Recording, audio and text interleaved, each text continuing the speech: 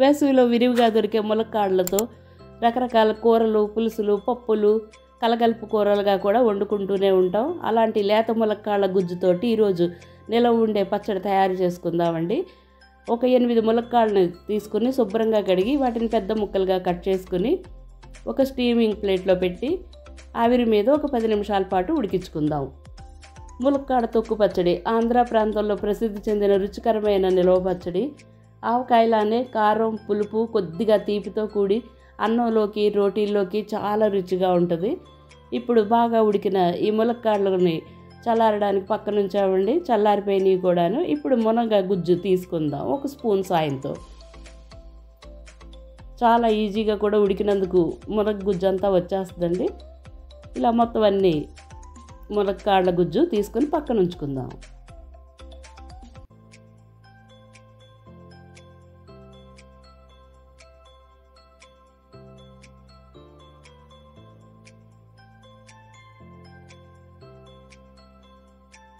ఇలా మొత్తం గుజ్జంతా తీసుకున్న తర్వాత దీన్ని పక్క నుంచి ఇప్పుడు మునగ పచ్చడిలోకి మసాలాలు చూద్దాం.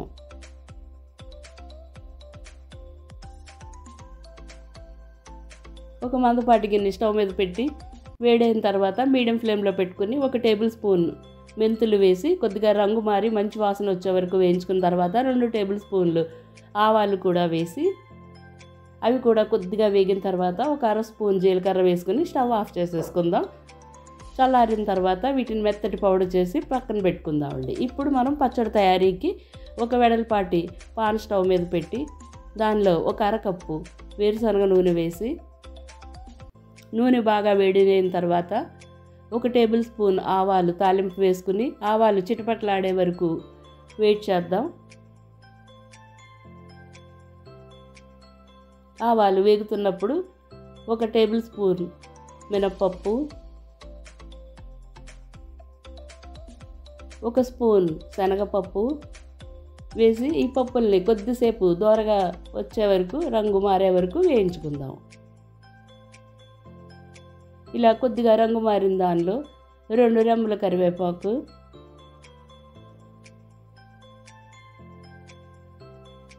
5 నుంచి 6 ఎండుమిరపకాయలు,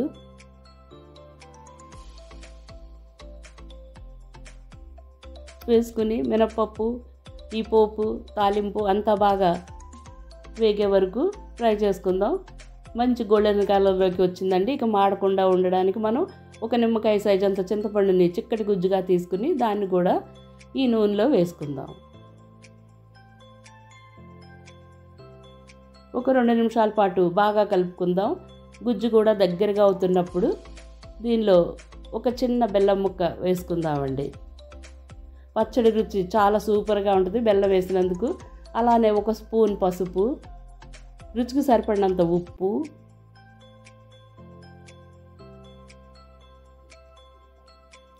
ఒక 1/4 కప్పు కారం, కారం పులుపు మీ ఇష్టాన్ని బట్టి వేసుకోండి. అలానే ములక్కాళ్ళ బట్టి కూడాను.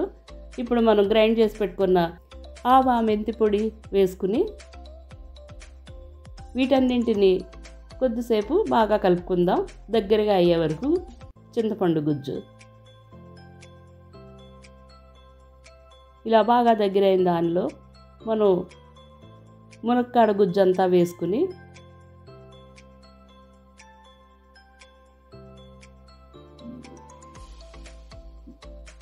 నూనె మసాలాలు బాగా పట్టేలాగా కలుపుకుందాం.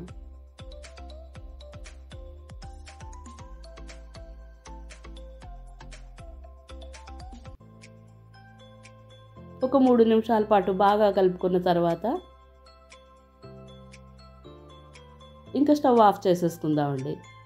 గుమగుమలాడుతున్న లేత మునగ గుజ్జు పచ్చడి రెడీ అయిపోయిందండి. దీన్ని వేడి వేడి అన్నం, రోటీ, అలానే దోశల్లో కూడా చాలా చాలా బాగుంటుందండి. లంచ్ బాక్సుల్లో కూడా ఇది చాలా బాగుంటుంది. ఈ లేత మునగ గుజ్జు పచ్చడి 1 నెల రోజుల పాటు నిల్వ ఉంటుందండి. ఫ్రిడ్జ్లో పెట్టుకుంటే చాలా రోజులు ఉంటుంది. పొడి గాజు సీసాలో పెట్టుకోండి.